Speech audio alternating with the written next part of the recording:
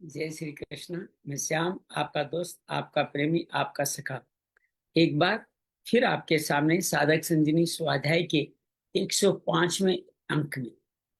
आज हम थोड़े जल्दी प्रारंभ कर रहे हैं क्योंकि आगे का कोई ऐसा ही शेड्यूल निर्धारित है जिसके कारण जाना जरूरी है। उसके लिए मैं क्षमा प्रार्थी हूँ। आज नवरात्रा का चौथा दिवस है। आज माँ कुष्मांडा की पूजा की जाती है। माँ कुष्मांडा जो हृदय क्षेत्र पे निवास करती है, जो अपने संतानों की देखभाल के लिए, उसके लिए जो उपयुक्त साधन उनके लिए उचित होती है वो सब प्रदान करती है। महालक्ष्मी का भी स्वरूप इनको कहा जाता है क्योंकि हृदय क्षेत्र में विराजित करती है। अनाहत चक्र की ये मालिका कही जाती है। आज माँ कुष्मांडा को नमन करते हुए हमारे इस साधक संजीवनी दैनिक संवाद के 105 एपिसोड में प्रवेश करते हैं। अभी तक हमने प्रथम, द्वितीय, तृतीय, चतुर्थ, पंचम, षष्ठम अध्याय पूरे कर लिए हैं और सप्तम अध्याय के 22 श्लोक कर लिए। आज के इस कार्यक्रम में आगे बढ़े। आइए पहले मन क्रम वचन को भगवान के चरणों में, माँ भगवती के चरणों में लगाते हुए आगे बढ़ते हैं। धीरे से अपनी आंखें बंद कर लें, गहरी लंबी श्वास भरें और छोड़ें। अगली श्वास के साथ ध्यान मूलाधार चक्र पे ले जाएं। माँ शैलपुत्री का ध्यान करें। ह्री ऐं ह्रीं क्लीं चामुंडाय विचे। ध्यान धीरे से स्वादिष्टान चक्र जेनिटल्स के ठीक ऊपर लिया है जहां मां ब्रह्मचारिणी का स्थान। ऐं ह्रीं क्लीं चामुंडाय चे। ध्यान को धीरे से नाभि चक्र मणिपुर चक्र पे लिया है जहां मां चंद्र घंटा का स्थान है। ऐं ह्रीं क्लीं चामुंडाय विचे। और आज की देवी के स्थान चतुर्थ दिवस अनाहत चक्र हृदय क्षेत्र पे ध्यान जहाँ माँ कुष्मांडा का निवास है। ऐं ह्रीं क्लीं चामुंडाय विचे। कंठ क्षेत्र से नमो भगवते वासुदेवाय। ध्यान कंठ क्षेत्र में नमो भगवते वासुदेवाय। नमो भगवते वासुदेवाय। नमो भगवते वासुदेवाय। वसुदेव सुतं देवं कंस चाणूरमर्दनम देवकी परमानंदम कृष्ण वंदे जगद्गुरुं। श्री कृष्ण वंदे जगद्गुरुं। या देवी सर्वभूतेषु माँ कुष्मांडा रूपेण संस्थिता नमस्तस्ये नमस्तस्ये नमस्तस्ये नमो नमः। या देवी सर्वभूतेषु साधक संजीवनी रूपेण संस्थिता नमस्तस्ये नमस्तस्ये नमस्तस्ये नमो नमः। या देवी सर्वभूतेषु श्रीमद् भगवत गीता रूपेण संस्थिता नमस्तस्ये नमस्तस्ये नमस्तस्ये नमो नमः। गुरुर्ब्रह्मा गुरुर्विष्णु गुरुर्देवो महेश्वरा गुरु साक्षात् परम ब्रह्म तस्मै श्री गुरुवे नमः। गजाननं भूतगणाधिसेवितं कपितजम्बूफलचारुभक्षणम् उमासुतं शोकविनाशकारकं नमामि विघ्नेश्वराय पादपङ्कजं। नमामि विघ्नेश्वराय पादपङ्कजम्। त्वमेव माता च पिता त्वमेव बन्धु च सखा त्वमेव विद्या द्रविणं त्वमेव सर्वं मम देव देव। त्वमेव सर्वं मम देव देव। शांति शांति शांति। आइए आज के हमारे कथा क्रम में आगे बढ़े। उससे पहले प्रथम 6 अध्याय का संदर्भ थोड़ा थोड़ा देख लेते। प्रथम अध्याय अर्जुन विषाद योग। अर्जुन कौटुंबिक मोह के कारण अपने स्वधर्म क्षत्रिय धर्म से विचलित हो जाता है, युद्ध न करने का निर्णय लेता है। इसी को अर्जुन विषाद योग कहा गया है। दूसरे अध्याय में अर्जुन भगवान से प्रार्थना करता है, मैं आपका शिष्य आपकी शरण में हूं, मेरे लिए उचित मार्ग है। भगवान ने 2 मार्ग बताए, सांख्य योग और कर्म योग। भगवान कहते हैं दोनों मार्गों से चलते हुए हानि लाभ सुख दुख जय पराजय को ध्यान में रखते हुए खड़े हो, युद्ध करो और समाधि स्थित प्रज्ञा की तरह प्रज्ञा में स्थित हो जाओ। अर्जुन पूछता है प्रज्ञा की स्थित प्रज्ञा कैसे होते हैं। भगवान कहते हैं जो कामनाओं से मुक्त होते हैं, संतोष धन से प्राप्त होते हैं, वीतराग भय क्रोध से रहित, दुखों से जिनके उद्विग्न नहीं होते, सुखों में जिस प्राण नहीं होते, ऐसे वीतराग भय ऐसे वीतरागी स्थित प्रज्ञ होते हैं। बाकी सब लोग क्या होते हैं? बाकी सब लोग इंद्रियों में आसक्त होकर कामनाओं में लगे रहते हैं। कामनाओं से उनमें क्रोध आता है, क्रोध से मूढ़ता, और मूढ़ता से चित्त नाश और विवेक का नाश हो जाता है। और राग द्वेष इंद्रियों के अर्थ में वर्तित करते हैं, हमेशा उसमें ही लगे रहते हैं। और जो स्थित प्रज्ञ होते हैं वो समुद्र की भांति मुझ में स्थित होते हैं, मुझको पाते हैं। तीसरे अध्याय जिसको कर्म योग कहा गया, अर्जुन पूछता है दोनों में से मेरे लिए श्रेष्ठ मार्ग कौन सा है? भगवान कहते हैं दोनों ही मार्ग श्रेष्ठ है। भगवान ये कहते हैं कोई भी व्यक्ति कर्मों का आरंभ करे बिना मुक्ति नहीं पाता, कोई कर्मों का त्याग से सन्यासी नहीं कहलाता। भगवान ये कहते हैं त्रिगुणों के वश में होकर हर क्षण हर पल हमें कोई कोई कर्म करना ही पड़ता है। तुम भी कर्म करो, नियत कर्म करो, कुरु कर्म को, क्षत्रिय धर्म कर्म करो, स्वधर्म को, सेवा कार्य करो, और करते करते ये यज्ञ यही यज्ञ है, बाकी सारे कर्म बंधन बांधने वाले यज्ञ करोगे तो मुक्त हो जाओगे। भगवान ये कहते हैं कि सृष्टि की रचना मैंने करी, किसके माध्यम से? ब्रह्मा के माध्यम से। ब्रह्मा ने आपको रचा और आपको सेवा कार्य के लिए रचा। आपको साधन दिए गए ताकि दूसरों की सेवा करते अपने आप को सेवा करें। जो इस तरह करते हैं वो मुझको पाते हैं, जो नहीं करते वो चोर कहलाते हैं। लेकिन का अमृत जो अपने जीवन में धारण कर लेते हैं वो मुझको पाते हैं, जो ऐसा नहीं करते वो पाप ही पकाते हैं, पाप ही खाते हैं। क्योंकि हम सबका जन्म अन्न से अन्न, जल से जल, वर्षा वर्षा यज्ञ से होती है। यज्ञ भ्रम और मैं स्थित हूँ। जो शिष्य से कुछ चलाते हैं उनके यज्ञ प्रतिष्ठित होकर मुझे पा लेते हैं, जो ऐसा नहीं करते उनका जीवन व्यर्थ है, बेकार है। वो आत्मरत और आत्मसंतुष्ट व्यक्तियों को कोई कार्य करना नहीं होता, फिर भी वो संभूतों के लिए कार्य करते रहते हैं। वो ऐसा ऐसा आचरण करते हैं जिससे बाकी लोग भी मुक्त हो जाएं। भगवान कहते जनक आदि भी इस तरह से सभी लोगों को मुक्ति के कार्य करते थे, और जैसा आचरण करते थे श्रेष्ठ लोग वैसा ही प्रमाण देते थे। मुझे भी कोई कार्य करना बाकी नहीं है, लेकिन फिर भी लोग वर्ण संकर न हो, इसलिए सावधान होकर कार्य करता हूँ। और जो इस तरह से जो कार्य करते हैं उनकी, वो जिनकी बुद्धि में कोई भेद नहीं होता, अज्ञानियों को भी कर्म, अज्ञानी जो कर्म के संग से मोहित है उनको भी उत्साहित करते हुए अपने साथ ले लेते हैं। क्योंकि अज्ञानी के गुणों के अधीन होकर के वो अनन्य कर्मों में लीन हो जाते हैं, और ज्ञानी व्यक्ति गुणा गुणेषु वर्तन्ते, इंद्रिया उनकी इंद्रियों भी वर्त रहे ऐसा मानते हुए वो शरीर ही में ही मुक्त रहते हैं। भगवान कहते हैं इस तरह से प्रकृति के गुणों के समुद वो उनको काम वही कार्य करते हैं जो उनको करना है, और मंद बुद्धि वालों को विचलित नहीं करते, उनको भी प्रोत्साहित करते हैं। भगवान अपना मत बताते हैं कि विवेकशील होकर के शरण, मेरी शरण में आकर के निराशीर, निरंतप, निर्मम, बिना दोष दृष्टि की श्रद्धा से जो मेरा कार्य करते हैं वो मुझको पाते हैं, बाकी लोग नष्ट होता रहते हैं। भगवान कहते हैं इंद्रिया इंद्रियों के अर्थ में बढ़ती है, राग द्वेष में व्यवस्थित होकर के वो मेरे पद से गिर जाते हैं। स्वधर्म में मरना भी कल्याणकारी है, भोगों के साथ जीना भी भयावह है। अर्जुन पूछता है सब ऐसा क्यों करते हैं? भगवान कहते हैं कामना के कारण। कामना से क्रोध आता है, और क्रोध रजोगुण से आता है। ये महापापी आपके ज्ञान विज्ञान को ढक करके आपको नीचे गिरा देता है। क्योंकि शरीर से इंद्रिया सशक्त है, इंद्रिया से मन, मन से बुद्धि, और बुद्धि जब कामना में लगती है तो महापापी महावेरी बन जाती है। इसको तुम मार डालो, इसको तुम खत्म कर दो। चौथे अध्याय में भगवान इतिहास बताते हैं। सृष्टि के आरंभ में मैंने सूर्य का, सूर्य ने अपने मनु आदि पुत्रों के माध्यम से आगे बढ़ा। जनक आदियों ने, राज ऋषियों ने इस परंपरा आगे बढ़ाया, बीच में परंपरा लुप्त हो गई। तुम मेरे सखा हो, भक्त हो, इसलिए मैं परम रहस्य की बात करता हूँ। लेकिन अर्जुन संशय करता है आपने कब कह दिया, आप तो मेरे साथ क्यों? भगवान कहते तेरे मेरे कई जन्म हो चुके हैं, मुझे याद है, तुझे याद नहीं है।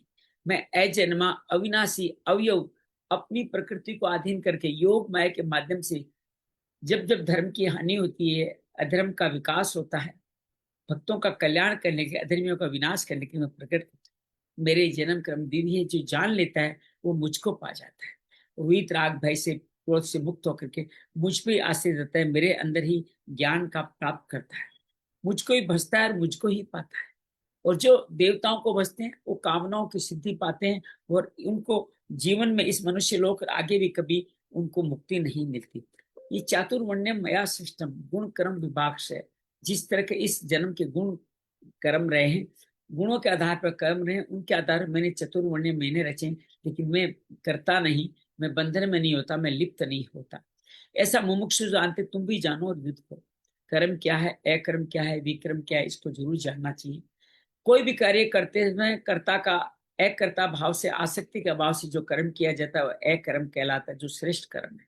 कर्म में एक कर्म को देखें, एक कर्म में कर्म को देखें, निहित कर्म, विहित कर्म जिसको विक्रम कहते हैं, तमस के अधीन वो कर्म न करें। इस तरह से आप इन व्यक्तियों को कोई कार्य का आरंभ करना नहीं होता। काम संकल्प से वर्जित होकर के ज्ञान अग्नि के द्वारा वो पंडित कहलाते हैं। कर्म फल संगों का त्याग करके निराश्रित निश्चितात्मा सब चीजों को त्याग, शरीर के पालन पोषण के लिए सिर्फ कर्म करते हैं, संतुष्ट रहते हैं, द्वंद से अतीत रहते हैं, युगसर रहते हैं, सीधे सीधे समभाव रहते हुए यज्ञ आदि सेवाकारी कर्म करते हुए मुझ में लीन हो जाते हैं, कर्मों का भस्म कर देते हैं। कौन कौन से यज्ञ करते हैं?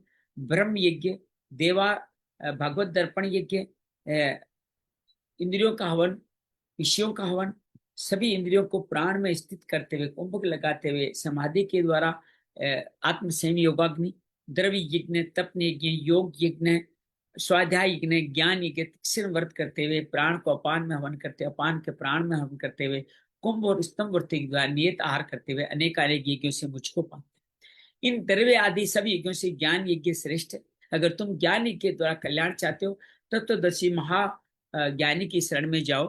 पणिपातेन प्रश्नेन सेवया, सेवा करते हुए, श्रद्धा से प्रणाम करते हुए, प्रार्थना पूर्वक सवाल पूछ के अपने मोह रूपी कलमश को काट करके सभी कर्मों से मुक्त हो जाओ। लेकिन ज्ञान कर्म योगी भी श्रेष्ठ है। वो इस सभी कालों से पार का करके मुझको योग को सिद्ध कर लेते हैं और मुझको पाते हैं। वो श्रद्धा में रहते हैं, संयंत्री रहते हैं, तत्व प्राण रहते हैं और वो शांति को, ज्ञान को प्राप्त करते हैं। अश्रद्धा, असंशय, विवेक ज्ञान में हानिकारक है। योग में स्थित होकर के ये संचिन अधूरे ज्ञान के संशय को मिटा देना चाहिए। और ये फिर आप अपने लिए कर्म नहीं करते, किसी कर्मों में नहीं बंधते। ज्ञान रूपी संशय को ज्ञान रूपी तलवार से काट उठो, खड़े हो, युद्ध करो। पंचम अध्याय में अर्जुन पूछता है संन्यास श्रेष्ठ है या कर्म श्रेष्ठ है? भगवान कहते हैं दोनों ही श्रेष्ठ है, लेकिन कर्म योग विशिष्ट है। अब भगवान एक कदम आगे बढ़ाते हैं और कहते हैं कर्म योगी नित्य संन्यास से द्वेष भाव से मुक्त, कोई आकांक्षा नहीं रहता, निर्द्वंद शांत चित्त होकर के सुख को, किसी बंधनों को प्राप्त नहीं होता, सुख को प्राप्त होता है। सांख्य योगी कर्म योगी मुझ परम फल को ही पाते हैं। जो ये समझता है वो ठीक समझता है, लेकिन सांख्य योगी के बारे में दुख बहुत है। कर्म योगी योग युक्त मुनि की तरह जल्दी शांति को प्राप्त होता है। योग युक्त अर्थात सेवा करते हुए विशुद्ध आत्मा इंद्रियों को जीतता हुआ, सब भूतों में मुझको ही देखता हुआ, वो कामों में नहीं लिप्त होता। ज्ञान योगी क्या करता है? उठते बैठते खाते जागते अपनी इंद्रियों बरतते हुए अपने शरीर में आत्मा में ही स्थित रहता है, विवेक का पालन करता है। भगवान कहते हैं लेकिन कर्म योगियों को फल की आसक्ति नहीं होने से, पाप पुण्य उनको स्पर्श नहीं करते और वो कमल के पत्र से पानी स्पर्श नहीं करता, ऐसे शुद्ध पवित्र बने रहते हैं। काया मन बुद्धि को मेरे में लगाते हुए वो सेवा कार्य करते हैं और शुद्ध कहलाते हैं। कर्म फल से जो त्यक्तवा, कर्म फल को त्याग करके नैष्ठिकम शांति को प्राप्त होते हैं। अयुक्त काम कारण, कोई कर्म करने का कारण नहीं होता, फल के फल नहीं होने के उनको बंधन नहीं होता। वो सभी नव द्वारे देही में सब कर्म को, मन, कर्म और मन दोनों को त्याग करते हुए नव द्वारे पूरे देही, उनको कोई कार्य करना बाकी नहीं होता। लेकिन वो कर्तव्य है कर्म नहीं करना, तो फिर लोगों के कल्याण के लिए कार्य करते हैं। उनका कर्म फल का संयोग नहीं होता, लेकिन स्वभाव सेवा कार्य में लीन हो जाता है।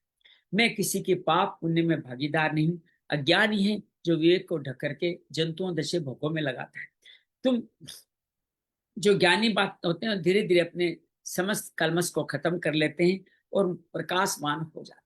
उनकी बुद्धि मेरे प्राण होते हैं, मुझ में ही उनकी निष्ठा होती है और सभी ज्ञान के द्वारा सभी कलमशों को काट करके वो अपुनरावृत्ति को प्राप्त होते हैं। विद्या विनय संपन्न ब्राह्मण और चंडाल में कोई फर्क नहीं देखते, गाय कुत्ता हाथी में भी कोई फर्क नहीं देखते। वो निर्दोष होकर के ब्रह्म में ही स्थित रहते हैं। प्राप्य अप्राप्य, न प्रिय अप्रिय है, स्थिर बुद्धि वाले ब्रह्म में स्थित रहते हैं और सभी इंद्रियों को अंतर्मुखी करते हुए वो लोगों के सदकार्य सेवा कार्य करते रहते हैं और सात्विक सुख पाते हैं। तो फिर इस सुख को मुझको समर्पण करते हुए अक्षय सुख भी वही पाते हैं। लेकिन जो संस्पर्शा, इस स्पर्श आदि भोगों में लीन रहते हैं, दुख योनियों में ही रहते हैं और वो कभी मुझ में नहीं रमन कर पाते। वो इस तरह से अपने शरीर के मोक्ष के लिए कार्य नहीं करते। काम क्रोध का वेग से वो युक्त व्यक्ति कभी सुखी नहीं होता। सुखी जो होता है वो कर्मों का निष्काम कर्म करते हुए फल का त्याग करने वाले अंतरात्मा से सुखी होते हैं। उसके अंतर आभा मंडल ज्योति बहती है, ब्रह्म निर्वाण ब्रह्म भूत को प्राप्त होता है। सभी ब्रह्म भूत में स्थित होते हुए वैसे लोग अपने समस्त क्लेशों को, पूर्व जन्म के संस्कारों को काटते हुए वो द्वंद्वातीत होकर के वो सर्वभूत के हित के लिए कार्य करते हैं। काम क्रोध से मुक्त होते हैं। चेतनाओं काम क्रोध से जो वियुक्त होते हैं वो चेतना में आधारित होकर ब्रह्म निर्वाण को जल्दी जान लेते हैं। भगवान ध्यान की विधि बताते हैं। सभी इंद्रियों से अंतर्मुखी होते हुए नासिका के भौं में ध्यान रखते, प्राण अपान को सम करके भ्रुकुटी पे ध्यान रखते, मन बुद्धि चित्त अहंकार को शांत करते हुए वो मुझ में स्थित होते हैं। ऐसे लोग भक्त कहलाते हैं और मुझको ही पाते हैं। ये था ज्ञान कर्म संन्यास योग। छठा अध्याय आत्म संयोग में भगवान कहते हैं कि अनाश्रित कर्म फलक, जो मुझ पे आश्रित होकर के जो कार्य करता है, जो कर्म फल का आश्रय न लेकर के कार्य करता है, कर्तव्य कर्म करता है, क्या करता है, कर्तव्य कर्म करता है, वो ही योगी है। केवल अग्नि का त्याग और कार्यों का त्याग, कर्म का त्याग करने वाला कभी भी योगी नहीं होता। भगवान इसी बात को और स्पष्ट करते हैं कि जिनको संन्यास समझते हैं वो वही है जो संकल्पों का त्याग कर दे, अर्थात कामनाओं का त्याग कर दे। उनके त्याग के बिना कोई भी व्यक्ति योगी नहीं कहलाता। भगवान कहते हैं जो योग में आरूढ़ होना चाहता है वो मननशील योगी सेवा करे, वही उसका कारण है और उसी से वो परम शांति को प्राप्त होता चला जाए। भगवान इसको और कहते हैं जिस समय इंद्रियों के भोगों में और कर्मों में, अर्थात कर्ता भाव से कर्मों में जो आसक्त नहीं होता है उसमें वह संपूर्ण संकल्पों का त्यागी योगारूढ़ कहलाता है। भगवान कहते हैं ऐसा करके आप करो क्या, अपने आप का उद्धार करो, अर्थात अपनी आत्मा को ऊर्ध्व गति में स्थापित करो। आप अपने मित्र कहलाओगे और आत्मा को नीचे भोगों में लाओगे तो आत्मा नीचे गिर जाएगी, अधो योनि में जाएगी। आप ही अपने शत्रु कहलाओगे। अर्थात हम आत्मा को ऊपर नीचे करने का कार्य हाथ में हमारे। हम अपने आप को जीत सकते हैं। आत्मा को जीतने का मतलब परमात्मा में स्थित होना। तो आप अपने बंधु हो जाएंगे। और आपने आत्मा को नीचे गिरा, अनात्मा बना दिया, तो आप उसके लिए शत्रु की तरह बर्ताव करने वाले। ये सारे भाव होने से होता क्या है, जितात्मन होते हैं, प्रशांत होते हैं, परमात्मा को अपने अंदर स्थापित कर लेते हैं। सुख दुख हानि लाभ अनुकूल प्रतिकूल स्थिति में आप समभाव में रहते हैं। भगवान ये भी बार बार कहते हैं कि ऐसे व्यक्ति ज्ञान विज्ञान से तृप्त होकर के निर्विकार जितेंद्रिय होकर के सदा योगी होते हैं। लोहा हो सोना हो, आ, लोहा हो सोना हो पत्थर हो ढेला हो, उनमें सब में संभाव देखते हैं। इतना ही नहीं, सुहृद प्रेमी मित्र वेरी द्वेष भाव रखने वाले, मध्यस्थ करने वाले, उदासीन संबंधी, पापाचारी, साधुओं में भी समबुद्धि वाले मनुष्य होते हैं। ऐसे समबुद्धि वाले मनुष्य योग करते हैं। योग करने के लिए क्या करना होगा, यम नियम का पालन करना होगा। भोग विधि से संग्रह नहीं करते हुए इच्छा रहे अंतःकरण शरीर को वश में रखते हुए योगी एकांत में रह करके मन परमात्मा में लगाता है। एकांत में कैसे रहता है वो, भगवान आसन की विधि बताते हैं कि आप जगह को पवित्र करके ना ऊंचा हो ना नीचा हो, जहां पे कुछ कंबल और सूती वस्त्र बिछे हो वहां पे ऊंचा नीचा आसन स्थिर होकर के आप आसन को सिद्ध करें। आसन को सिद्ध करके क्या करना है, चित्त और इंद्रियों की क्रियाओं को वश में रख विधि है। नासिका के भौं में याद ध्यान रखते हुए वर्तमान में आना और फिर आप भ्रुकुटी पे ध्यान रखते हुए अपनी इंद्रियों को अंतर्मुखी करके अंतःकरण की शुद्धि के लिए योग का अभ्यास करें। योग का अभ्यास करने के लिए काया सिर गले को एक सीधा रखते हुए दसों दिशाओं में नहीं देखते हुए नासिका के द्वारों पर देखते हुए ध्यान लगाए। ऐसा ध्यान लगाने से आपका अंतःकरण शांत हो जाएगा। वर्तमान में आने से भय शोक से रहित हो जाओगे। इंद्रिय अंतर्मुखी होने से सकल इंद्रिय संयम होगा। सावधान हो जाओगे और मन का संयम करके मेरे चित्त मेरे प्रायण करते हुए आप ये योग करते रहोगे। भगवान कहते हैं वश में किए वाला मन वाला योगी मन को सदा परमात्मा में लगाता हुआ मुझ में ही सम्यक मेरे को ही देखता हुआ परम शांति निर्वाण परमा शांति को प्राप्त हो जाता है। भगवान कहते हैं युग न तो अधिक खाने वाले का, न बिल्कुल न खाने वाले का, न अधिक सोने वाले का, न सोने वाले का ही सिद्ध होता है। भगवान बार बार कहते हैं किनका सिद्ध होता है, दुखों को नाश करने वाला योग यथा योग्य आहार और विहार करने वालों का, यथा योग्य उसके लिए चेष्टा करने वाले का अर्थात संग करने वाले का, सेवा कार्य में लीन करके सदा जागृत रहने वालों का सिद्ध होता है। भगवान 24 घंटे का वितरण करते हैं और बताते हैं वश में किया हुआ मन जिस काल में अपने स्वरूप में स्थित हो जाता है, संपूर्ण पदार्थों से आप निष्प्रय होकर के आप योगी कहलाते हैं। भगवान कहते हैं ऐसे योगी की उपमा दी गई है दीपक से। दीपक की लो जब हवा नहीं चलती है तो ऊपर की तरफ चलती है, ऐसा योगी हमेशा चित्त की उपमा वैसी ही रहती है। भगवान कहते हैं योग का सेवन करने से जिस अवस्था में चित्त एकाग्र से निरुद्ध हो जाता है, चित्त, आबाजी का स्वागत है, चित्त निरुद्ध हो जाता है तो अपने आप में अपने आप को देखता हुआ अपने आप से ही वो संतुष्ट कहलाता है, अर्थात सभी से निर्बीज समाधि की तरफ चला जाता है। फिर उसको इस निर्बीज समाधि में जब सुख नहीं लेता है तो उसको अत्यंतिक सुख मिलता है, जो अत्यंतिक सुख मिलता है जो इंद्रियों और बुद्धि से नहीं समझा जा सकता। और इस सुख में पहुंचा हुआ व्यक्ति ध्यान योगी फिर दोबारा जन्म नहीं लेता, अर्थात विचलित नहीं होता, मुझ में ही आनंद लेता रहता है। फिर अत्यधिक लाभ हो या अत्यधिक हानि हो वो विचलित नहीं होता, अपने कार्य में लगा रहते हैं।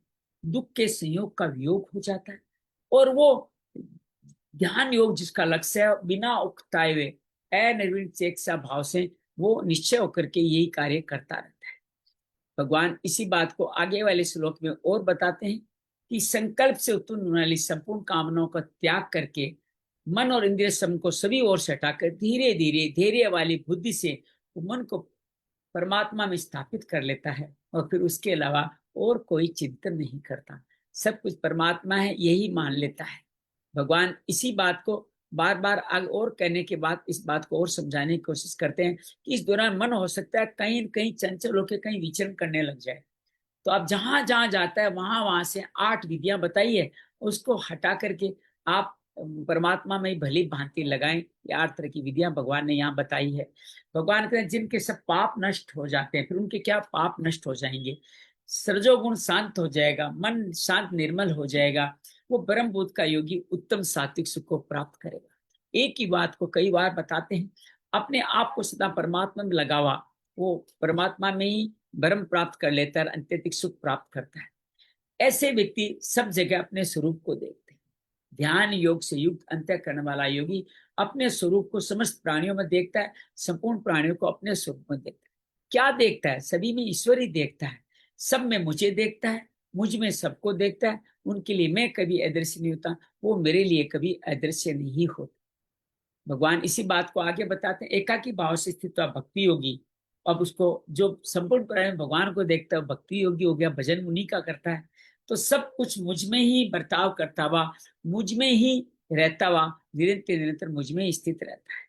भगवान कहते हैं शरीर की उपमा से वो दूसरों के सुख में सुख देखता है, दूसरों के दुख में दुख दुख देखता है, उसके निराकरण का उपाय भी करता है। ऐसा नहीं कोई रो रहा है तो उसके साथ रोने लग जाए, उसका शांति करने का, उसकी दुख दूर करने का प्रयास करता है।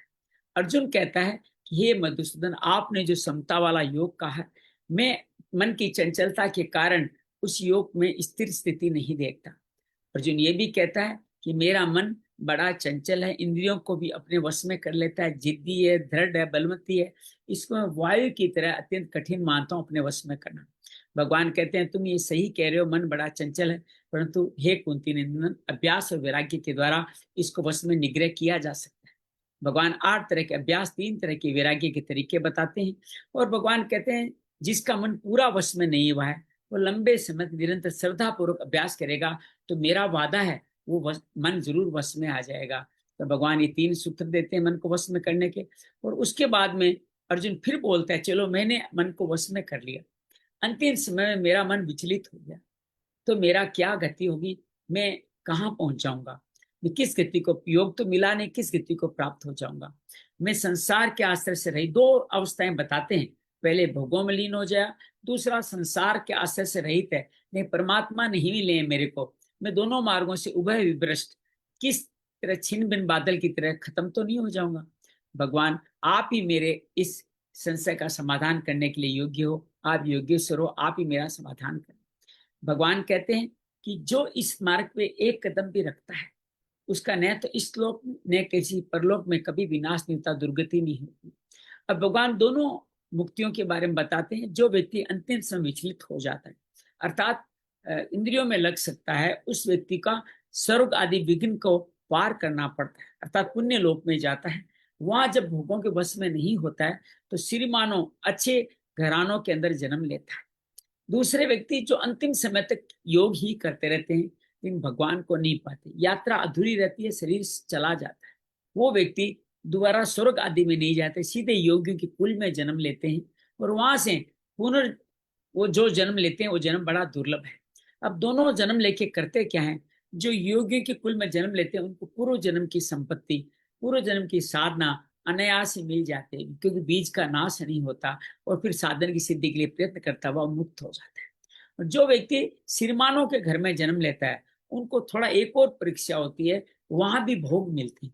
उन भोगों में जब वशीभूत नहीं होता या भोगों को भोग करके समस्त इच्छाओं को शांत करके वो भगवान उनको थोड़ा पटकनी सी देते हैं, अर्थात थोड़ा दुख वगैरह देखे के परमात्मा की ओर खींच जाता है। और जिज्ञासु वो खींच जाता है, क्योंकि जिज्ञासु व्यक्ति भी तो वेदों में कई सकाम कर्मों का अतिक्रमण कर जाता है, तो ये तो पूर्ण पूर्व योगी है, ये तो कर ही जाएगा। भगवान इस तरह से बार बार बताने का प्रयास करते हैं। जो योगी प्रयत्न करता है उसके पाप नष्ट हो जाते हैं। एक जन्म, दो जन्म, तीन जन्म, चार जन्म, अनेक जन्म से सिद्ध हुआ हुआ योगी परम गति को प्राप्त कर जाता है। भगवान इसी बात को और दोहराते हैं, तपस्वियों से जो सकाम तपस्या करते हैं उनसे योगी श्रेष्ठ है। जो ज्ञान सिर्फ बांटते हैं, यूज नहीं करते, अपने में नहीं धारण करते, उनसे भी योगी श्रेष्ठ है। जो सेवा कार्य करते समय स्वर्ग आदि लोगों की कामना करते हैं, पुण्य की कामना करते हैं, उनसे भी योगी श्रेष्ठ है। अर्जुन तुम योगी बन जाओ। ये योगी जब श्रद्धा से युक्त हो जाता है तो सर्वश्रेष्ठ योगी बन जाता है। इस तरह से भगवान ने छठा अध्याय यहाँ संपूर्ण किया। सातवें अध्याय का प्रारंभ किया भगवान ने। सातवें अध्याय जिसका नाम ज्ञान विज्ञान रोक रहा। भगवान ने बार बार कहा ज्ञान विज्ञान, अर्थात मुझ आसक्त मना पार्थ, मुझ पहले दो सूत्र हैं, मुझ पे आसक्त मन और मदाश्रय, मेरे पे आश्रित होएं, मेरे शरणागत हो जाएं, मेरा आश्रय लें, मेरे अधीन हो जाएं, मेरा अवलंबन लें, परपत्ति में प्रपन्नता में मेरा सहारा ले। ये इस तरह से भगवान कहते हैं जो अभ्यास करता है उसको तुम कैसे जानोगे वो मैं बताना चाहता हूँ। भगवान कहते हैं जो मैं बता रहा हूँ ज्ञान विज्ञान है। ज्ञान मतलब भगवान, विज्ञान मतलब उसकी विधि। जो ज्ञान विज्ञान से ज्ञान जो तुम्हें कहने वाला हूँ उसको उसको सुनने के बाद में तुम्हें और कुछ जानना बाकी नहीं रहेगा। तो परम ज्ञान भगवान यहाँ देने का प्रयास करते हैं। और भगवान कहते हैं इस ज्ञान को जानने के लिए हजारों लोग प्रयास करते हैं, हजारों में एक आधा व्यक्ति ही कोई सिद्धि को प्राप्त होता है। और वो सिद्ध पुरुषों में से कोई एक ही मुझे यथार्थ रूप से जानता है। बाकी एक दो जन्म और लेते हैं या सिद्धियों में आसक्त होकर नीचे गिर जाते हैं। सिद्धों में से कोई एक मुझे जानता है, मेरे लिए प्राप्ति का यत्न करता है। ऐसा क्यों हो पाता है? क्योंकि वो मुझे जानते ही नहीं, मैं कहाँ हूँ। ये अष्टधा प्रकृति मेरे कारण, भूमि अर्थात पृथ्वी, जल, अग्नि, वायु, आकाश, स्थूल शरीर, मन, बुद्धि, अहंकार, सूक्ष्म शरीर, ये अष्टधा प्रकृति मेरे है। और इनमें जो प्राण शक्ति जीव अंश है, जो शरीरी है, जीवात्मा है, वो परा शक्ति है। इस परा और अप्रका परा के जीव रूप से बनी मेरी इस प्रकृति को जो जान गया उसके बाद द्वारा ये जगत धारण किया जाता है। तो तुम इसको जानो कि परा और अप्रका प्रकृति दोनों ही मेरी है, उनके द्वारा ये जन्म धारण किया जाता है। भगवान इसी बात को और स्पष्ट करते हैं कि किस तरह से ये जगत धारण किया जाता है और मैं कहाँ कहाँ स्थित हूँ। उस बात को भगवान अगले श्लोक से और बताने का प्रयास करते हैं। भगवान कहते हैं संपूर्ण प्राणियों में अपरा और परा, इन दोनों प्रकृति का संयोग ही कारण है। ये तुम समझ लो। संपूर्ण जगत को प्रारंभ करने वाला ब्रह्मा भी मैं ही हूँ और संपूर्ण जगत का समापन करने वाला शंकर भी मैं ही हूँ। इसलिए मेरे सिवा इस जगत में कोई किंचन मात्र भी दूसरा कोई कार्य है ही नहीं। तुम सब मणिया हो और मैं सूत हूँ, और मणिया सूत के धागे में जैसे ओत प्रोत होते हुए संपूर्ण जगत मेरे में ही ओत प्रोत है, धागा तो वही है, तो उन्हीं में ओत प्रोत है। तो भगवान कहते हैं इस तरह से सब कुछ मैं ही हूँ। और भगवान कहते हैं कि जलों में रस में हूँ, इसको और स्पष्ट करते हैं मैं कहाँ कहाँ हूँ। विभूतियों का वर्णन है, जलों में रस में हूँ, शशि सूर्य की प्रभा में हूँ, संपूर्ण वेदों में प्रणव में हूँ, और आकाश में शब्द में हूँ, और मनुष्य में धर्म अर्थ काम मोक्ष आदि पुरुषार्थ भी मैं ही हूँ। भगवान कहते हैं पृथ्वी में पुण्य गंध में हूँ, और अग्नि में तेज में हूँ, संपूर्ण प्राण में वायु तत्व प्राण शक्ति में हूँ, तपस्या में तप भी मैं ही कहलाता हूँ। संपूर्ण प्राणियों का अनादि बीज मैं ही हूँ, मुझे ही जानो। बुद्धिमानों की बुद्धि या तेजस्वियों का तेज भी मैं ही स्थित हूँ। भगवान इसी बात को और स्पष्ट करते हैं, बड़ा खुल करके बोलते हैं कि बलवानों में जहाँ काम राग से अर्जित किया हुआ बल नहीं हो, तो काम राग के वशीभूत बल नहीं, वो बल मैं हूँ। और जो धर्म के आरुद्ध होकर के काम का प्रयोग करते हैं, उस अर्थात संतानोत्पत्ति के ब्रह्मचर्य तोड़ते हैं, उनका काम भी मैं ही हूँ। तो भगवान सुंदर उपदेश देते हुए बार बार कहते हैं कि इससे ज्यादा और क्या कहूं। सात्विक रजस तमस तीनों भाव है वो मुझसे ही होते हैं, ये समझो। और लेकिन मैं उनमें नहीं हूं और वो मेरे में नहीं है, इस भाव को बताने का भगवान यहाँ बार बार प्रयास करते हैं। इस तरह से भगवान इस अध्याय को और आगे बढ़ाते हुए अगले श्लोक की तरफ बढ़ते हैं, जो है 13वां श्लोक, जहां से हम आज का पठन चालू करेंगे। हमारे साथ आभा जुड़ी हुई है। आभा, आप 13 से 19 श्लोक पढ़ सकती हैं तो हमारे साथ पढ़ें। आपके पास गीता है तो पढ़ें। 13वां श्लोक से पढ़ने शुरू करें, अनम्यूट करें अपने आप को जी। त्रिभिर्गुणमयैर्भावैरेभिः सर्वमिदं जगत् मोहितन्नाभिजानाति मामेभ्यः परमव्ययम्। दैवी येषा गुणमयी मम माया दुरत्यया मामेव ये प्रपद्यन्ते मायामेतां ते। न मां दुष्कृतिनो मूढा प्रपद्यन्ते नराधमाः माययापहृतज्ञाना आसुरं भावमाश्रिताः। चतुर्विधा भजन्ते मां जनाः सुकृतिनोऽर्जुन। आर्तो जिज्ञासुरर्थार्थी ज्ञानी च भरतर्षभ। तेषां ज्ञानी नित्ययुक्त एकभक्तिर्विशिष्यते। प्रियो हि ज्ञानिनोत्यर्थम् अहं स च मम प्रियः। उदाराः सर्व एवैते ज्ञानी त्वात्मैव मे मतम्। आस्थितः स हि युक्तात्मा मामेवानुत्तमां गतिम्। बहूनां जन्मनामन्ते ज्ञानवान् मां प्रपद्यते। वासुदेवः सर्वमिति स महात्मा सुदुर्लभः। जय श्री आगे और पढ़ लीजिए 3 श्लोक, 22 तक पढ़ लीजिए। कृष्ण। कामैस्तैस्तैर्हृतज्ञानाः प्रपद्यन्ते न्यदेवताः तन्तन्नियममास्थाय प्रकृत्या नियता स्वया। यो यो यान्यान्तनुभक्तः श्रद्धयार्चितुमिच्छति तस्य तस्याचलां श्रद्धां तामेव विदधाम्यहम्।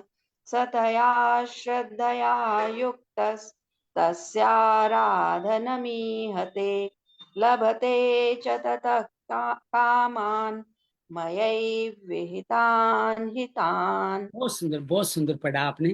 भगवान कहते हैं तीनों गुणों की वर्तियां के भाव से जो मोहित जगत है, वो मुझ अतीत अविनाशी को नहीं जानता। हम भगवान को क्यों नहीं जानते? भगवान की माया के कारण जो त्रिगुणों को आधारित है, हम भगवान को नहीं जानते, भगवान से विमुख हो जाते हैं। भगवान कहते हैं मेरी ये तीनों गुणों की माया बड़ी दुरतया है, अर्थात इससे पार पाना कठिन है। कौन पान पाता है? जो मेरे शरण होते हैं। शरणादि कीर्ति का तरीका पहले बता दिया। मेरा आश्रय ले, मेरे पे अवलंबन ले, मेरे ही अधीन हो जाएं, मेरा ही सहारा ले और प्रपन्नता में मुझे ही वो करें, वो मुझको पा जाते हैं। भगवान कहते हैं कौन नहीं? जो माया के साथ ज्ञान हर लेता है, वो व्यक्ति आसुरी भाव का आश्रय लेते हैं, मनुष्य में महान नीच हो जाते हैं, पाप कर्म करते हैं, बेवकूफ मूर्ख होते हैं, वो कभी मेरे शरण नहीं होते। तो भगवान के शरण नहीं होंगे तो हम इन गतियों में जा सकते हैं। इनको आगे चल के दुष्कृतन कहा गया है और दुष्कृतन से कल्याण कभी नहीं होता। ये लोग बार बार जन्म मरण के सिलसिले में फंसते हैं। लेकिन जो सुकृतन होते हैं वो कौन होते हैं? तो भगवान कहते हैं चतुर्विधा भजन्ते माम, पवित्र कर्म करने वाले सुकर्मी अर्थार्थी अनुकूल परिस्थिति की चाह में, आर्थ प्रतिकूल परिस्थितियों से बचाव के लिए मुझको जानने की जिज्ञासा से और मेरा प्रेमी भक्त मेरे शरण होते हैं। ये 4 शरण होते हैं, बाकी शरण नहीं लेते। भगवान इन चारों की बड़ी तारीफ करते हुए भक्त की, ये चारों भक्त कौन कौन से थे? एक ध्रुव का उदाहरण दिया जो अर्थार्थी है, जो आर्त है वो उत्तरा है, और जो उद्धव है वो जिज्ञासु है, और गोपियां प्रेमी है। गोपियों को सर्वश्रेष्ठ भक्त यहाँ पे भगवान बताते हैं। इस तरह चारों की बात भगवान यहाँ पे करते हैं, और भगवान कहते हैं चारों में से भी मुझे जो मेरा प्रेमी भक्त है वो मुझे ज्यादा प्रिय है। क्यों प्रिय है? कि वो मुझ में ही स्थित रहता है, मुझ में निरंतर अनन्य भक्त, मेरे अलावा किसी और का भजन ही नहीं करता। गोपियां कहते हैं हर वक्त उठते बैठते बिलोते सब कुछ भगवान में ही लीन है। भगवान यहाँ कहते हैं कि ये चारों ही भक्त बड़े उदार हैं, अर्थात मुझे याद तो करते हैं। भगवान को याद करने से भगवान हमें उदार कहते हैं। और ये, लेकिन ज्ञानी तो मेरा स्वरूप है, मुझसे जुड़ा हुआ है, उससे श्रेष्ठ कोई गति नहीं है, क्योंकि उद्धरता से मुझ पे ही स्थित है। भगवान इस ज्ञानी भक्त की तारीफ करते हुए अगले श्लोक में भगवान ये कहते हैं कि बहुत जन्मों से अंतिम जन्म में मनुष्य में सब कुछ परमात्मा, अंतिम जन्म में क्या होता है वो बताते हैं। सब कुछ परमात्मा, वासुदेव इति, सर्वम वासुदेव इति। इस तरह से ज्ञान को जो धारण कर लेता है, मेरे शरण होने वाला महात्मा बहुत दुर्लभ है। क्योंकि पहले क्या है, सिद्धियों, हजारों सिद्धियों में से एक सिद्धि, और ऐसे कई सिद्धि मिल जाए तो उसमें से एक ही मेरी शरण आके मुझको प्राप्त करता है। तो भगवान कहते हैं सबको, सब में मुझको जान ले, ऐसे व्यक्ति दुर्लभ होते हैं, कम ही होते हैं। भगवान कहते हैं सब जगह मुझ श्याम को ही देखने वाले लोग, वासुदेव सर्वमिति रखने वाले मनुष्य बहुत दुर्लभ होते हैं, बहुत कम होते हैं। मारने वाले को, सहेजने वाले को, सब में भगवान का भाव देखने वाले संत की कथा भी इसी के अंदर आती है कि किस तरह से हम ये कार्य कर पाते हैं। भगवान बार बार ये कहते हैं कि उन कामनाओं से, लेकिन जिनका ज्ञान हर लिया जाता है वो क्या करते हैं? अपनी प्रकृति और स्वभाव से निंदित होकर के उन उन देवताओं को धारण करते हैं, उन देवताओं, अन्य देवताओं के शरण हो जाते हैं। मतलब मेरे शरण नहीं आते, वो अन्य देवताओं के शरण हो जाते। भगवान स्पष्ट कहते हैं धन के लिए भी मेरे आओ, दुख से सामना करना है तो भी मेरे आओ, जिज्ञासा है तो मेरे आओ, तो तुम उदार कहलाओगे। लेकिन अन्य देवताओं की शरण में जाओगे तो तुम क्या पाओगे? आगे वाले श्लोक में बताते हैं, जो जो भक्त यो यो याम या तनु भक्त है, देवता का श्रद्धा पर पूजन करना चाहता है, उस देवता में मैं ही, देवता नाम की वस्तु अलग से कुछ है ही नहीं, उस देवता में उसकी श्रद्धा को दृढ़ कर देता हूँ।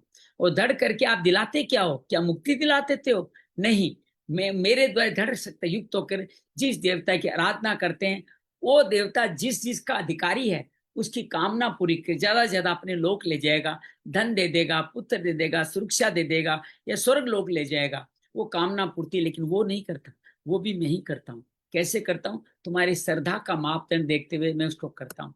और भगवान आज के इस श्लोक में, 23वें श्लोक से आज की बात कहते हैं उन लोगों का क्या हाल होता है जो देवताओं को बसते हैं।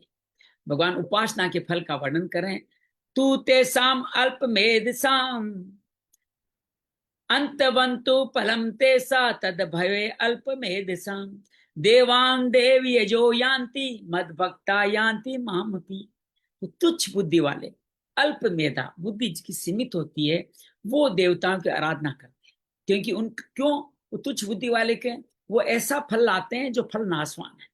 मतलब आपने सब्जी मंडी से ऐसा फल खरीद के लाया जो सड़ा हुआ है, जो आते ही खत्म हो जाएगा, और एक आप सब्जी मंडी से ऐसा फल लेके जो 3-4 दिन चलेगा, आपका जीवन बता देगा, आपको आगे बढ़ेगा। तो देवताओं को पूजन करते हैं, उनका फल नाशवान है, देवताओं को प्राप्त होते हैं। वो किसको प्राप्त हो? देवताओं को, उनके लोक को चले जाएंगे। और मेरा भक्त मुझे प्राप्त होगा। भगवान को प्राप्त होने का मतलब है मुक्ति के भाव में आगे बढ़ता चला जाना। तो भगवान इसकी व्याख्या करते हैं, आइए थोड़ा समझे। अंत मंतु फलम तेसाम तद भय अल्प मेधसाम। देवताओं की उपासना करने वाले अल्प बुद्धि युक्त मनुष्य के अंत वाला सीमित नाशवान फल मिलता है।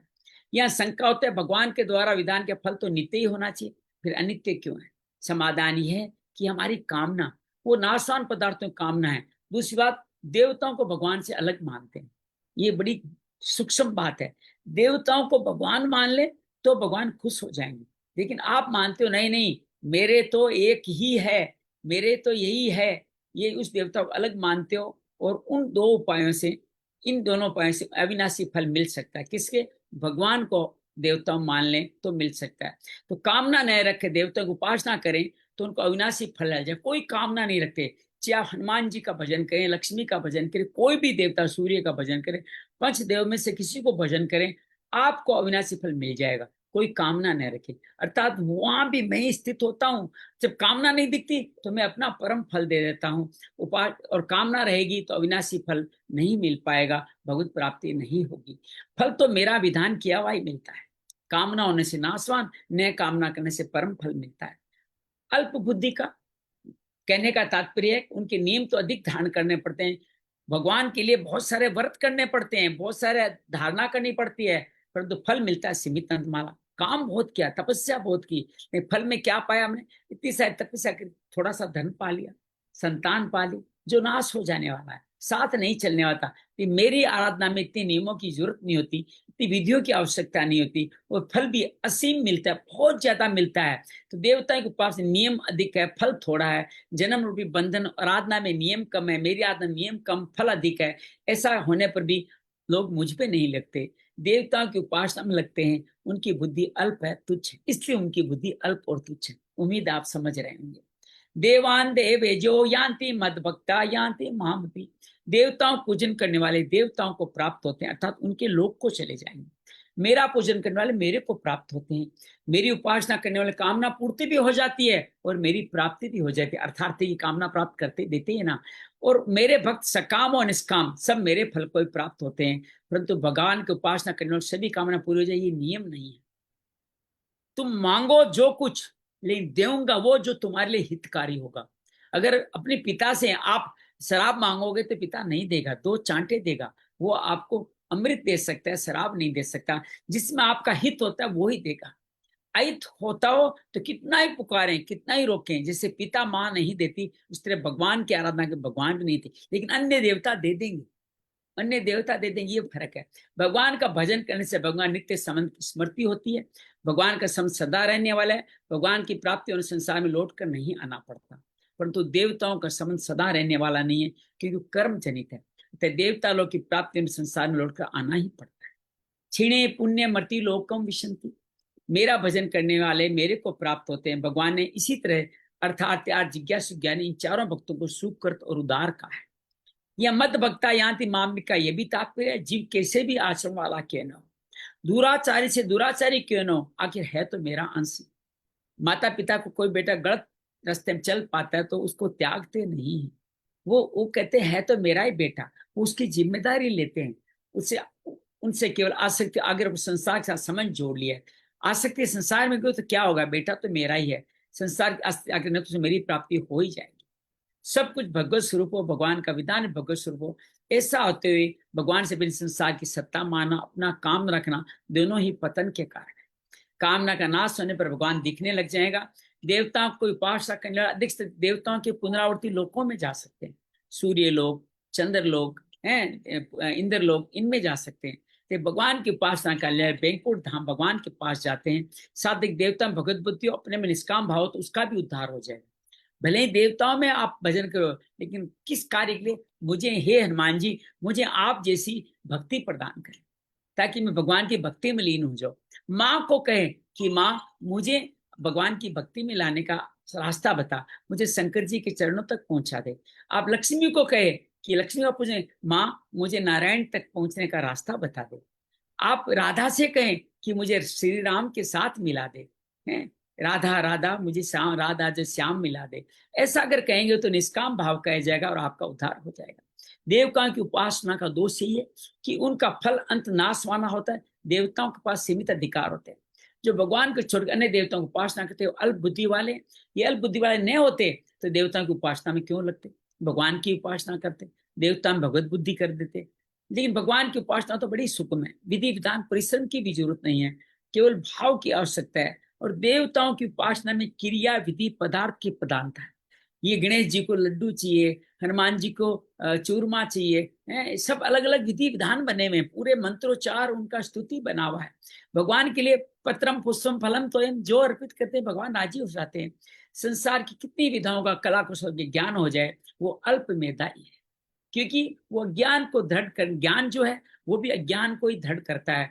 जिसने भगवान को जान लिया, उसको किसी सांसारिक विद्या कला कौशल का ज्ञान न भी हो तो वो भी सर्ववित हो जाता है।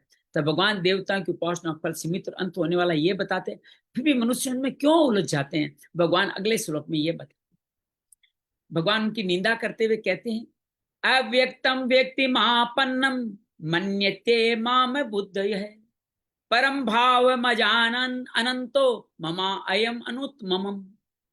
अबुद्धय, अबुद्धि शब्द है मां, अबुद्धय बुद्धिहीन मनुष्य, मां मतलब मेरे, परम अविनाशी मुझ परम अविनाशी और सर्वश्रेष्ठ भाव को न जानते हुए अव्यक्त मन इंद्रियों से परे मुझको मनुष्य की तरह शरीर धारण करने वाला जानते हैं। वो क्यों नहीं करते?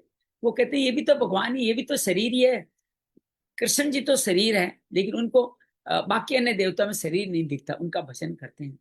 अव्यक्तम व्यक्तिम महापन्न मनुष्य ममा अव्यम अनुत्तम, जो मनुष्य निर्बुद्धि है, मेरे में श्रद्धा भक्ति नहीं है, अल्प मेधा के कारण साधारण मनुष्य मुझे अव्यक्त से व्यक्त होने वाला, जन्म स्मरण होने वाला मानते हैं।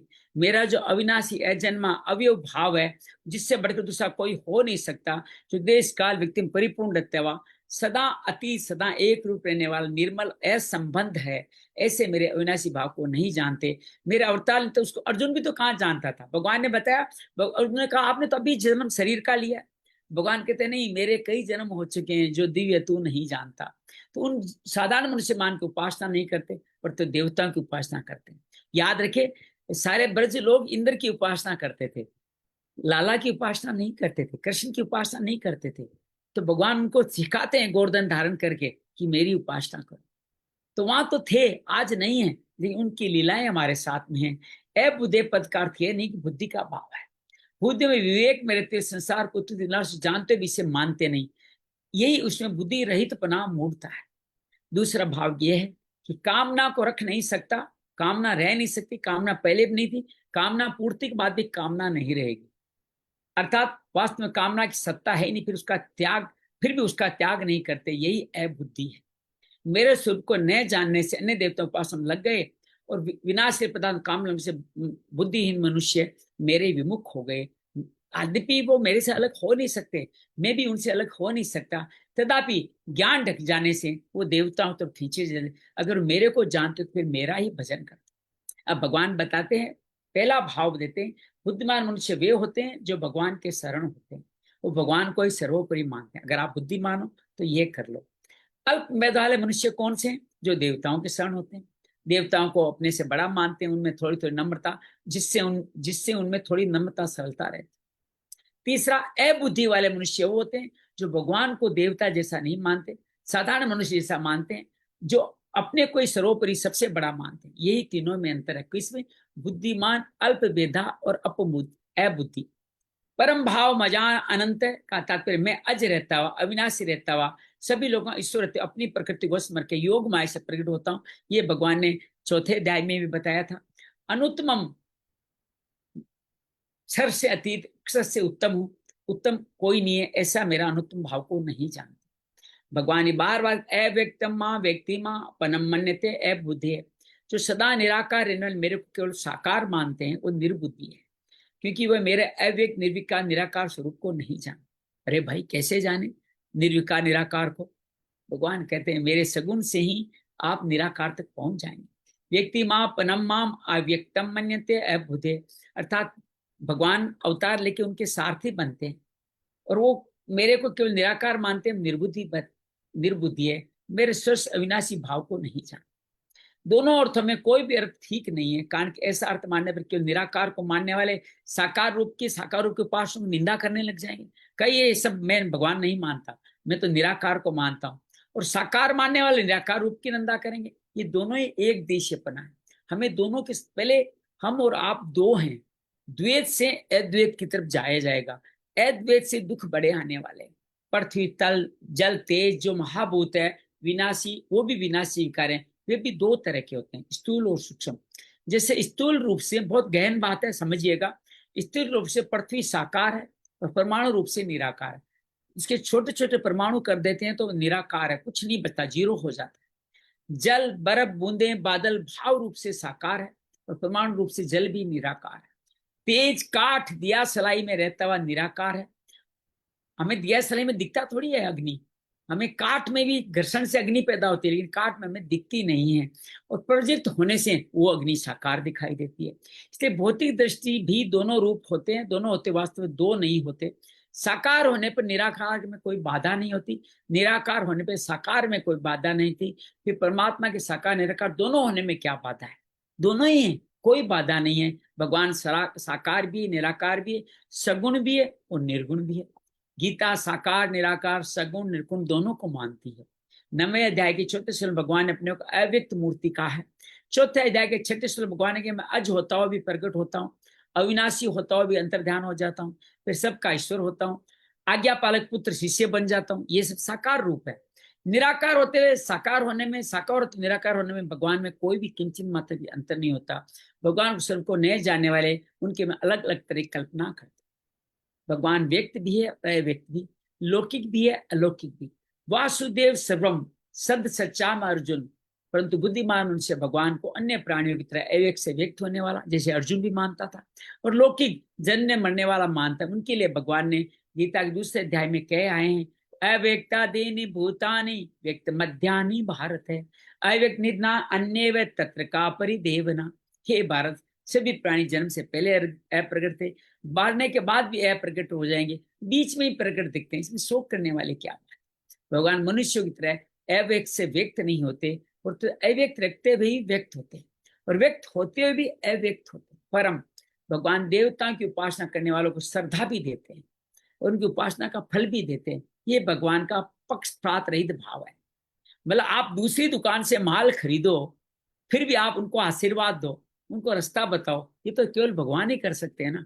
हम तो ये कभी कर नहीं पाएंगे कि दूसरे के पास जाने के लिए उसको खुद मार्ग बता दें या उनकी फल भी प्रदान कर दें। अव्ययम देवता सापेक्ष अविनाशी है, सर्वथा अविनाशी नहीं, परंतु भगवान निरपेक्ष अविनाशी है। उनके समान अविनाशी दूसरा कोई है नहीं और हो भी नहीं सकता। अनुत्तमम भगवान प्राणी मात्र का हित चाहते हैं, ये भगवान का सर्वश्रेष्ठ भाव है, इससे श्रेष्ठ दूसरा कोई भाव हो नहीं सकता। अन उत्तमम भगवान कहते हैं हर दुराचारी का भी मैं कल्याण करना चाहता हूं, इसलिए तो भगवान है। हम तो अच्छा बुरा देख करके उनके प्रति अपने भाव रखते हैं, ये बुरा है इससे संबंध नहीं रखना, ये अच्छा है इसके साथ संबंध रखना है।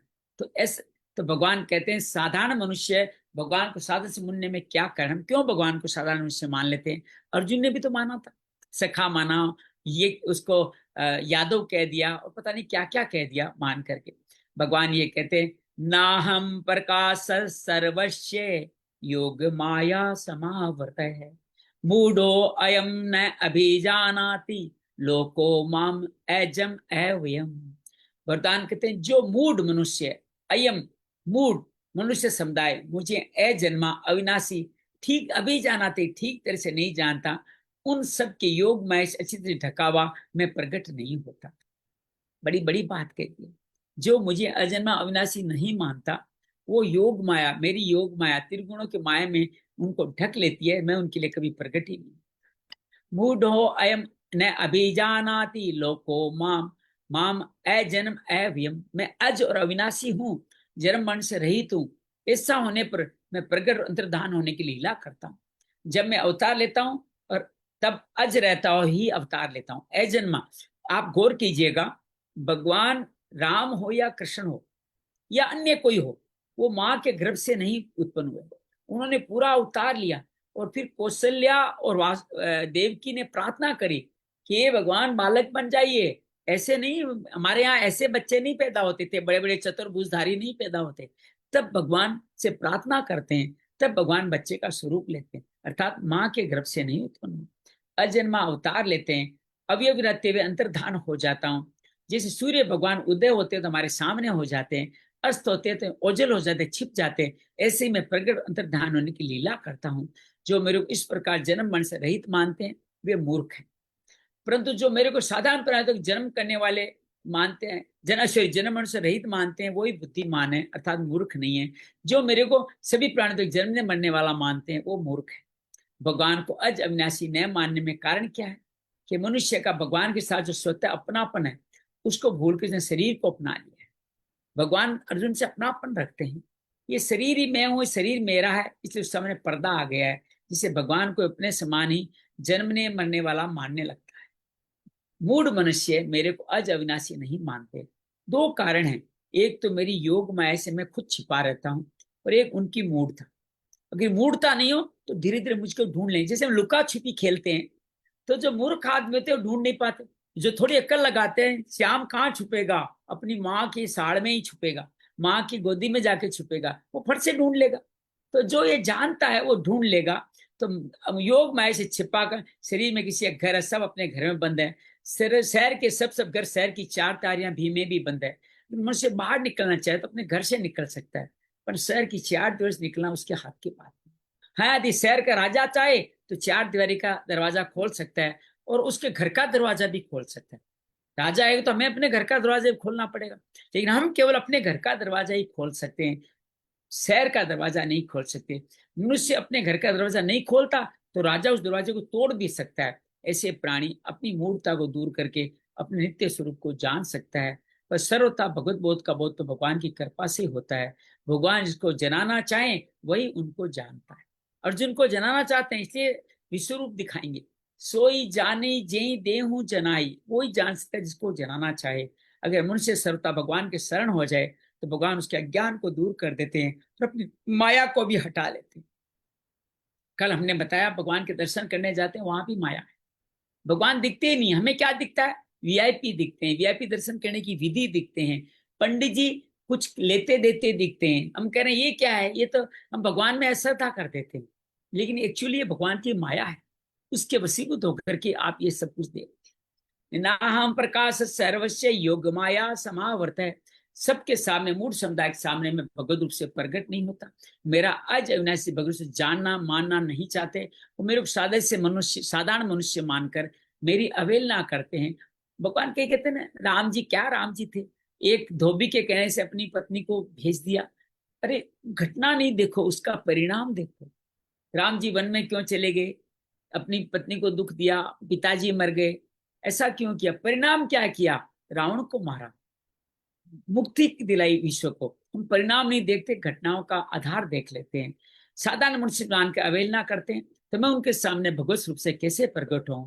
तात्पर्य है, जो मेरे को अज अविनाशी नहीं मानते, मेरे को जन्मने मरने वाला मानते, उनके सामने में योग माया में छिपा रहता, सामान्य में जैसा ही रहता है, परंतु मेरे को अज अविनाशी संपूर्ण प्राणियों को ईश्वर मानते हैं, श्रद्धा विश्वास रखते हैं, उनके भाव जैसा भाव है उनके साथ में प्रकट होता हूँ।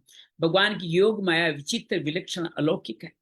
मनुष्य का भगवान के प्रति जैसा भाव होता है, उसी के अनुसार वो योग माया समावर्त भगवान को देखते हैं। तो भगवान जिस समय भगवान श्री कृष्ण बलराम जी के साथ रंग भूमि में पधारे, ये कहाँ की कथा है, ये कथा है जब कंस बुलाता है, कंस अक्रूर जी के माध्यम से बुलाता है अपनी रंगशाला में, जहां बहुत सारे पहलवान होते हैं। तो हर एक व्यक्ति उनको अलग तरह से देखता है। पहलवानों को वज्र कट, उसमें पहलवान को वज्र कठोर शरीर, साधारण मनुष्य को नर रत्न, स्त्रियों को मूर्तिमान कामदेव, गोपियों को स्वजन, मतलब बलवान पहलवानों को क्या दिखता है, छोटे बालक नहीं दिखते, उनको लगता है ये तो बड़े पहलवान है, बड़े अद्भुत है। और साधारण मनुष्य को लगता है ये बहुत सुंदर नर है। स्त्रियों को क्या लगता है, अरे ये कामदेव की मूर्ति है। गोपियों को स्वजन दिखते हैं, दुष्ट राजाओं को दंड देने वाले शासक दिखते हैं, माता पिता के समान बड़े बूढ़ों को शिशु दिखते हैं, कंस को मृत्यु के रूप में दिखते हैं, अज्ञानियों को विराट रूप में, योगियों को परम तत्व में, भक्त श्रोमणी वैष्णवंशियों को अपना इष्ट देव जान पड़े। ये बात श्रीमद् भागवत के 10वें स्कंद में लिखी हुई है। तो हर व्यक्ति ने भगवान को अपने हिसाब से अलग अलग रूप में देखा, किसी ने बच्चा नहीं देखा, ऐसा नहीं है। कई बार मैं भी सोचता था इतने बड़े पहलवान कैसे उससे हार गए। अरे उनको दिखी, बच्चा दिख ही नहीं रहा था, उनको क्या दिख रहा था, बहुत बलवान पहलवान दिख रहे थे वो। भगवान कहते हैं जो मेरे को अज अविनाशी नहीं जानते वो मूढ़ है। दूसरे अध्याय के दूसरे श्लोक में कहा, देवता और महर्षि मेरे प्रभाव को नहीं जानते। इस पर शंका होती है, भगवान को अविनाशी नहीं जाना और प्रभु को नहीं जाना, दोनों बातें एक तो हो गई, परंतु नहीं, यहाँ न जानने वाले को मूढ़ बताया, वहां उनको मूढ़ नहीं बताया। समाधान क्या है, भगवान के पर्वों को अर्थात प्रकट होने को न जानना दोषी नहीं है। किया तो भगवान ने स्वयं किया, मैं सब देवताओं महर्षियों का आदि। जैसे बालक अपने पिता के जन्म को कैसे देख सकता है, क्योंकि वह उसमें पैदा ही नहीं हुआ था, वो तो पिता से पैदा हुआ, इसलिए पिता के जन्म को न जानना दोष नहीं है। भगवान अवयव है, अजन्मा है, ये जानना दोष नहीं है। भगवान के प्रकट होने के हेतुओं को पूरा नहीं जानना देवता और महर्षियों के लिए भी कोई दोष नहीं है। इंद्र कहाँ जानते थे, ब्रह्मा कहाँ जानते थे, परीक्षा ले रहे थे, इंद्र लड़ पड़ा था उनसे गोवर्धन के मसले पे, तो वो नहीं जानते, वो दोषी नहीं है। भगवान के प्रकट होने को सर्वथा जान भी नहीं सकता, देवता और महर्षियों को मूड नहीं बताया। मनुष्य भगवान को अज अविनाशी जान सकते हैं, मान सकते हैं। अगर भगवान को अज अविनाशी नहीं मानते तो उनका दोष है, इसलिए उनको यहाँ मूड का है। देवता नहीं जान सकते, मनुष्य को ताकत है, वो जान सकते हैं। प्रशिष्ट का भाव ये है, जो बुद्धिहीन मनुष्य भगवान को नहीं मानते, भगवान अवतार काल में सबके सामने प्रकट होते, उनके सामने प्रकट नहीं है। भगवान आज भी है। देखिए, आप सब जानते हो ना, 8 लोग अमर कहे जाते हैं, जिनके अंदर कौन कौन है आप याद रखेंगे, मैं आपको बताने की कोशिश करता हूँ। 8 लोग कौन अमर कहे जाते हैं, तो उन 8 लोग जो अमर कहे जाते हैं उसमें श्री बाली है, विभीषण है, परशुराम जी है, उसके बाद में परशुराम जी के बाद में व्यास है, कृपाचार्य, अश्वत्थामा है, मार्कंडे और हनुमान जी है। ये 8-9 लोग अमर कहे जाते हैं, लेकिन हमें तो नहीं दिखते। एक संत मुझे कह रहे थे कि मैं नर्मदा की यात्रा करता, मुझे अश्वत्थामा दिखाई दी। ऐसे कई लोगों को हनुमान जी दिखाई देते हैं, लेकिन हर एक व्यक्ति जो श्रद्धा नहीं रहते उनको नहीं देखते। जो बुद्धिहीन मनुष्य भगवान को नहीं, उनके सामने भगवान अप्रगट वास्तव में रहते हैं, लेकिन भगवान रहना चाहते नहीं। पर जो उनको मानते नहीं, उनके सामने प्रकट हो कैसे? आप मानो ही नहीं, उसके सामने आप कैसे प्रकट होगे? अवतार काल में भगवान लौकिक रूप में दिखने पर भी वास्तव में सदा अलौकिक रहते हैं। राग देश के कारण अज्ञानी मनुष्य भगवान लौकिक दिखते हैं, जैसे कंस को दिख गए थे। भगवान रूप से नहीं दिख, मनुष्य रूप से दिखते हैं। गोपियों को तो नहीं दिखे, गोपियों के छोटे बालक में भगवान दिखे। तो संबंध क्या है? जो भगवान को अज अविनाशी नहीं मानते, उनके सामने माया का पर्दा रहता है, भगवान के सामने पर्दा नहीं था। इसका वर्णन आगे के श्लोक में भगवान करेंगे। हम भगवान को नहीं देखते, भगवान तो हमें देख सकते हैं, इसका वर्णन आगे के श्लोक में करेंगे। आइए हम आज के श्लोकों को पढ़ते हैं, 23, 24, 25 को। सरला से आग्रह करूंगा, 23 पहले मैं आभा से कहूंगा, आप पहले आप सुन रही थी, तो 23वें श्लोक को पढ़ें और उसका भावार्थ भी हमें बताएं। 23 श्लोक को पढ़ें, उसका भावार्थ भी हमें बताएं, क्या समझा है वो बताने का प्रयास करें। अन्तवत्तु फलं तेषां तद्भवत्यल्पमेधसां देवान् देवयजो यान्ति मद्भक्ता यान्ति मामपि। क्या इसमें भावार्थ है भगवान इसका?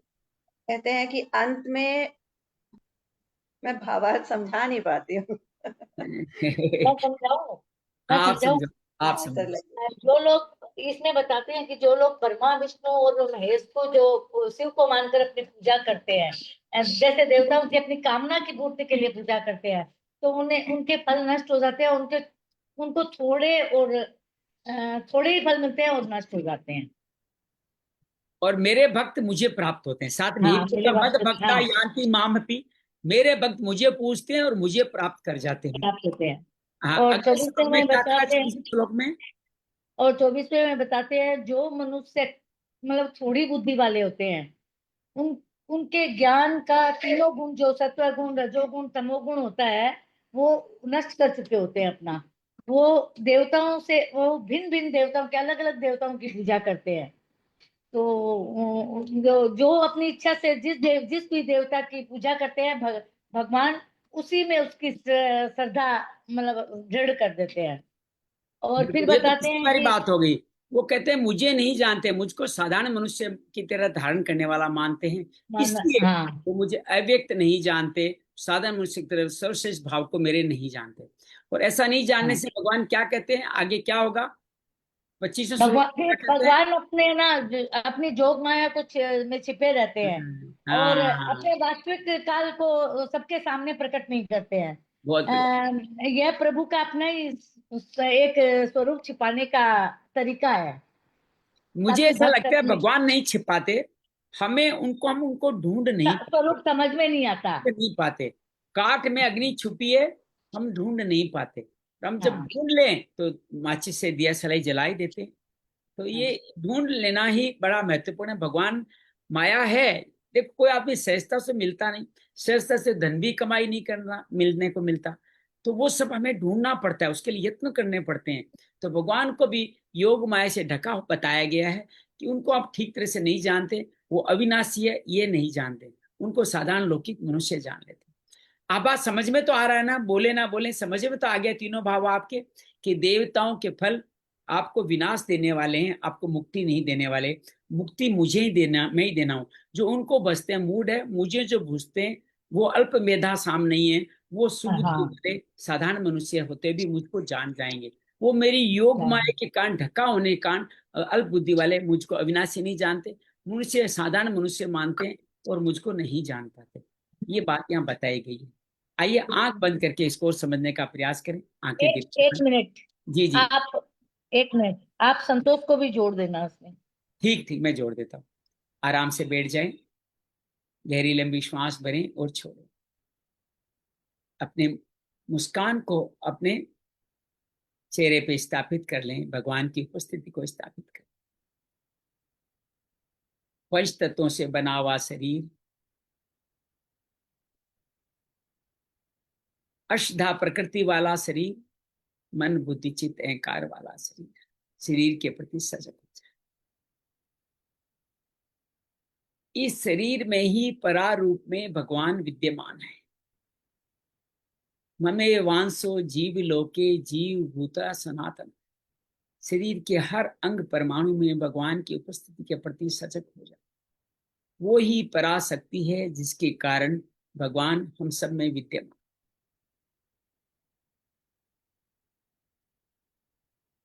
हम परा को भूल करके, शरीरी को भूल करके, समस्त इंद्रियों के कारण कामनाओं में आसक्ति होकर के उनकी ही मांग करते हैं, उनके लिए यत्न करते हैं। अलग अलग देवताओं के पास जाते हैं और वहां से धन संपत्ति पुत्र पुत्रादि बल आदि मांगते हैं, और वो हमें मिलता भी है, क्योंकि भगवान ही हमारी श्रद्धा वहां हमारी कामना को देखते हुए दृढ़ करते हैं और दृढ़ करके वो हमें कामना दे देते हैं। भगवान ये भी कहते हैं कि उन देवताओं की पूजा करने के लिए बहुत बड़ी विधि विधान सामग्री मंत्र आदि की आप आवश्यकता भी समझते हैं और वो भी धारण करते हैं।